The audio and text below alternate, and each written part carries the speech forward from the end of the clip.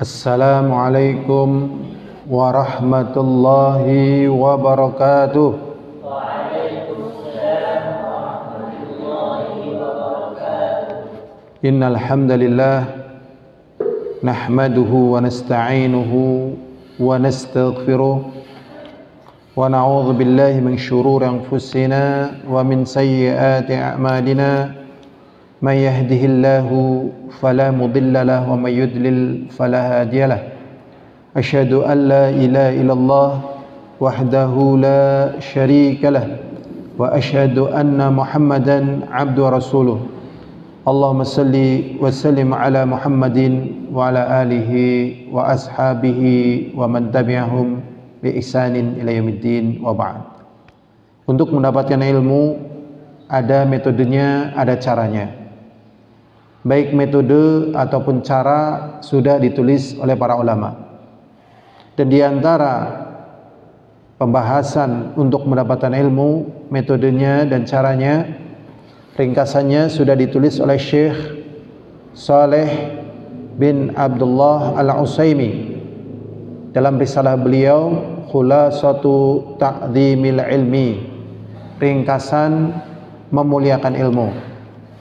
Dan alhamdulillah kita telah sampai pada prinsip yang keenam di dalam meraih ilmu atau di dalam memuliakan ilmu.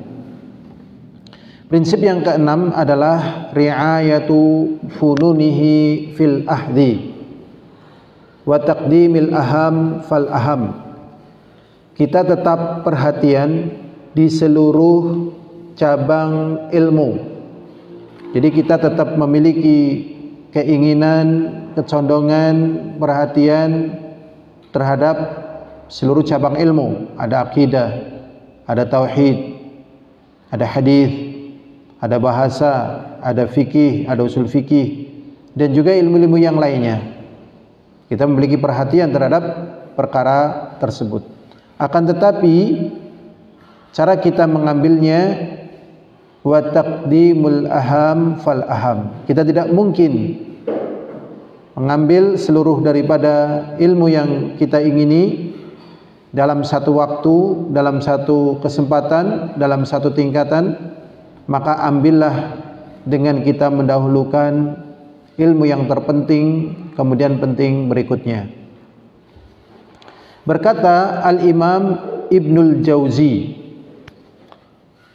rahimahullah ta'ala di dalam kitabnya Saidul Khatir,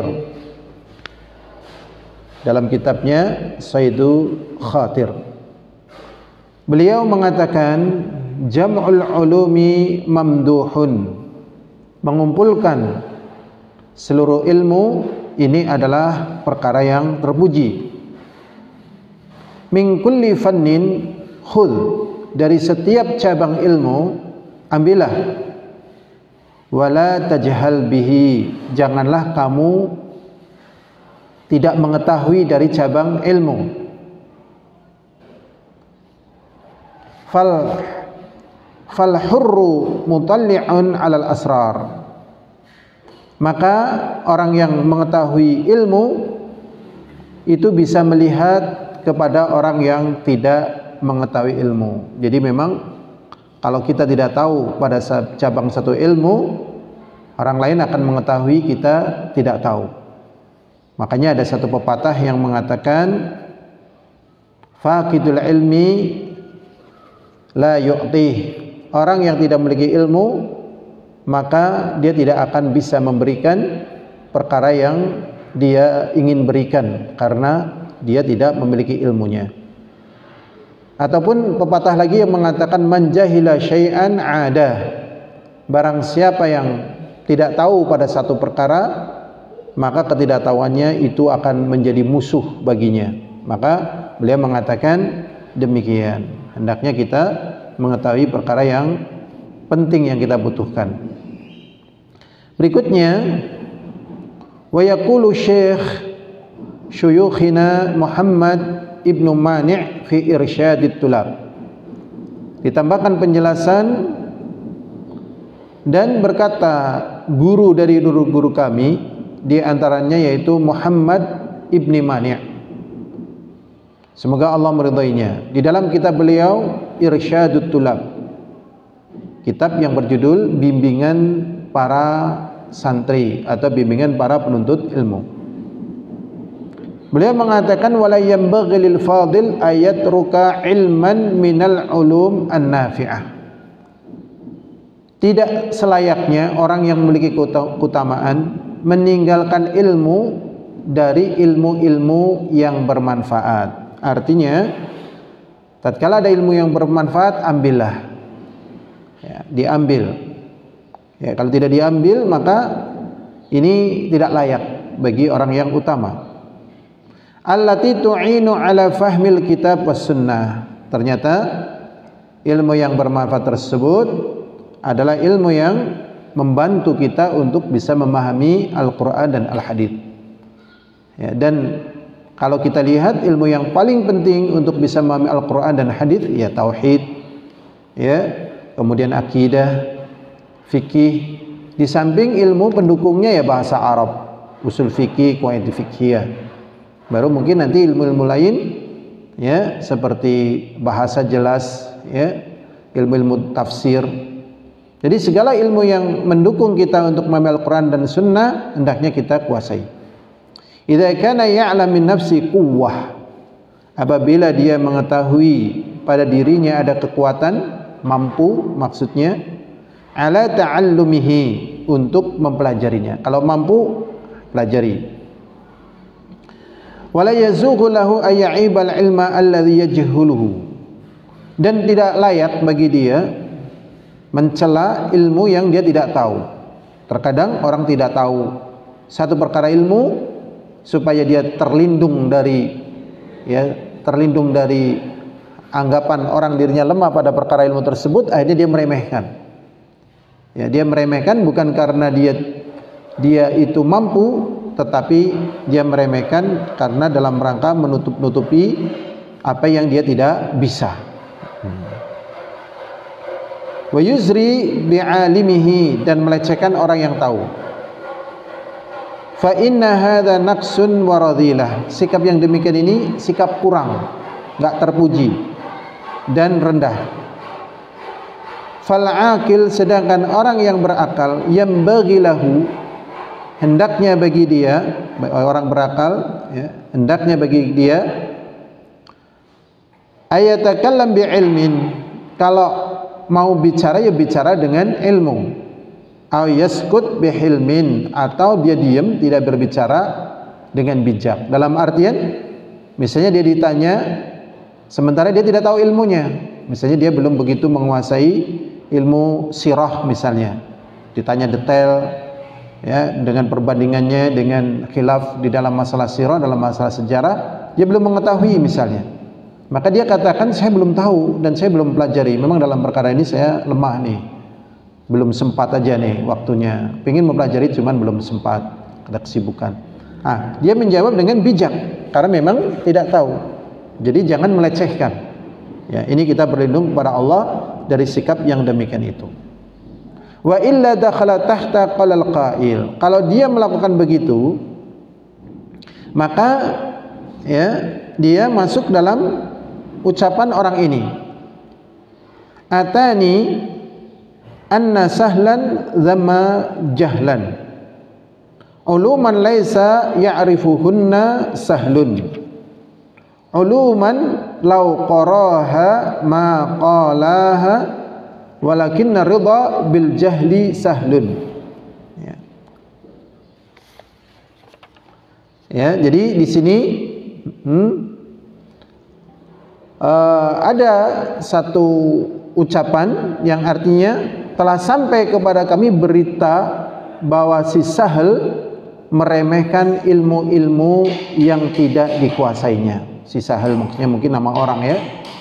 Telah datang kepada kami satu berita, ada orang yang mungkin ini nama julukan, namanya Sahal, karena apa bilang Sahal, gampang, begitu, ya.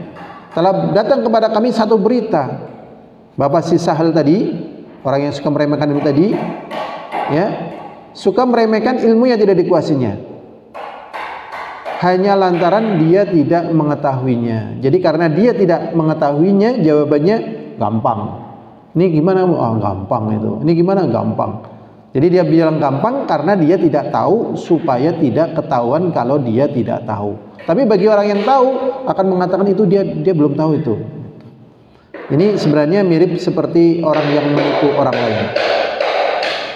Padahal jika ia menguasai ilmu-ilmu tersebut, niscaya dia tidak akan meremehkannya. Jadi kalau orang menguasai ilmu, dia akan cinta. Seperti contohnya ilmu makhorijul huruf, ilmu membaca Al-Quran secara tartil, secara tahsin. Itu membutuhkan kesabaran yang luar biasa. Tapi dampaknya nanti tatkala membaca Al-Quran itu baik, tatkala jadi imam itu baik, tatkala mendengarkan bacaan Al-Quran itu baik. Tetapi tatkala tidak pernah merasakan pahit getirnya mempelajari Al-Quran, ya, melafadzkannya, berapa banyak, ya, semoga Allah selamatkan kita, sudah sampai tua, qadarullah masya'al fa'al, bacaan Qur'annya masih belum baik. Ini buat contoh saja. Padahal jika ia menguasai ilmu tersebut, niscaya dia tidak akan meremehkannya. Memang merasa puas dengan merendah, ya, memang merasa puas dengan ketidaktahuan sesuatu yang lebih mudah. Jadi begini, walakinnar ridha bil jahli sahlun. Tatkala seseorang merasa puas dengan perkara yang dia tidak ketahui, itu lebih mudah, ya. Kenapa kamu nggak ngapal misalnya? Males, ya. Kenapa kamu nggak belajar ini? Nah, buat apa? Itu lebih mudah dibandingkan dia berusaha untuk bisa menghafal. Karena menghafal itu bukan hanya menghafal, fisiknya harus sehat, hatinya harus bahagia, jiwanya harus tenang. Dakwah juga demikian, mencari rezeki juga demikian, banyak komponen-komponennya. Sehingga tatkala orang mengacuhkan pada perkara yang dia tidak bisa, ini jauh lebih mudah. Intaha kalamu, selesailah pembicaraannya. Berikutnya, tambahan sedikit di dalam prinsip yang keenam ini, wa inna ma tanfa'u ri'ayatu funul ilmi bi'timad aslain, ya. Sesungguhnya akan bermanfaat perhatian terhadap ilmu itu dengan berpijak pada dua pokok. Jadi kita kalau ingin menguasai ilmu yang banyak, ini perhatikan pijakannya. Yang pertama, taqdimul aham fal aham. Kita terdahulukan yang paling penting, baru penting berikutnya. Ini yang menjadikan orang belajar itu lama. SD, SMP, SMA, perguruan tinggi, lama. Memang ada tahapannya. Ada tahapannya. Jadi kita tidak perlu tergesa-gesa. Tidak perlu tergesa-gesa karena ada tahapannya, ya, ada tahapannya. Makanya Ustaz juga tidak menuntut kalian harus langsung bisa khutbah, harus langsung bisa ngisi taklim. Ya enggak lah, ada tahapannya. Tetapi dikenalkan, ya, supaya nanti di waktunya sudah akrab. Ini yang pertama. Kemudian yang kedua, ya, hendaknya dia tatkala mencari ilmu dengan perkara-perkara yang ringkas. Ringkasan-ringkasan dulu, mukhtasar, ya. Karena kalau kita masuk ke kitab-kitab yang panjang itu berat. Kitab-kitab yang panjang mutawalat, seperti Ustadz punya kitab-kitab tebal-tebal itu. Nah, kalau kalian masuk ke situ berat. Jadi ke yang ringkas-ringkas seperti ini. Nah, ini ringkas nih. Ringkas saja ternyata nggak habis-habis dibahas. Ya, jadi memang ada tahapannya. Kemudian, ya, jadi yang pertama dahulukan yang penting. Kemudian yang kedua ringkasan. Kemudian yang penting, yang pokok diantaranya, ya, selesaikan ilmu satu persatu. Ya memang berat, ya. Tetapi kalau memang mampu dalam satu waktu menguasai beberapa ilmu, lakukanlah. Ini saja yang bisa kita pelajari dari prinsip yang keenam, yaitu kita perhatian pada cabang-cabang ilmu. Tetapi di dalam meraihnya, pilihlah yang paling penting dan juga bertahap. Tatkala kita tidak tahu tentang satu perkara ilmu, jangan meremehkan. tetapi kita berdoa, Allahumma ftah, ya Allah bukalah ilmu tersebut. Dan juga jangan merasa sedih. Jangan merasa apa? Sedih. Jadi ada kendala di dalam mencari ilmu, di antaranya meremehkan. Kendala yang kedua, dia berputus asa. Karena ilmu memang Masya Allah ya, kalau menurut pengalaman pribadi cukup berat ya, belajar nahwu, belajar sorof, belajar tajwid, belajar akidah, belajar nulis, nanti belajar banyak yang dipelajari ya. Karena hal-hal itu banyak, maka lakukanlah dengan bertahap, dengan tidak meremehkan, dan juga dengan tidak putus asa, sehingga kita bisa mendapatkan ilmu setahap demi tahap, dan juga kita mendapatkan tambahan kedewasaan dalam hidup kita setahap demi tahap. Wallahu a'lam bissawab. Walhamdulillahirabbil alamin. Assalamualaikum warahmatullahi wabarakatuh.